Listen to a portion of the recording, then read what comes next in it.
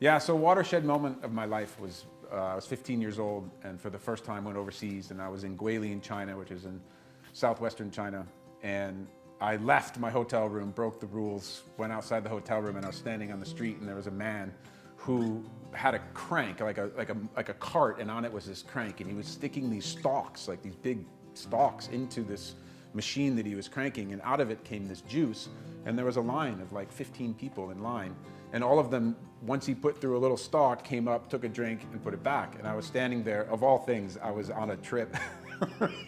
a soccer trip, and I'm in my tracksuit, and it has like USA on my shoulder, and I must have been standing there like staring at what was going on, and I had never seen anything like it. You know, there was not a car in sight, people were walking, the town was in development for sure. Everybody was on a bike, and all I could remember is thinking, like, I had no idea that this was out here, and I used to get upset because I, you know, might not be able to take the car out on Friday night, and here's a whole world out here, and that little moment of watching this unknown for me fascinated me. It sparked a curiosity in me that has never ended.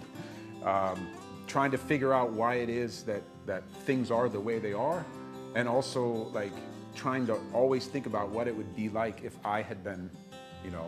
a child who grew up in Guilin, China in the 1970s, as opposed to a child who grew up in the United States in the 1970s and 80s. Completely different outcome. And that juxtaposed to where I was from, which is Bay Village, Ohio, and all of the comforts and sort of, quote, normalcy of, you know, US suburban life,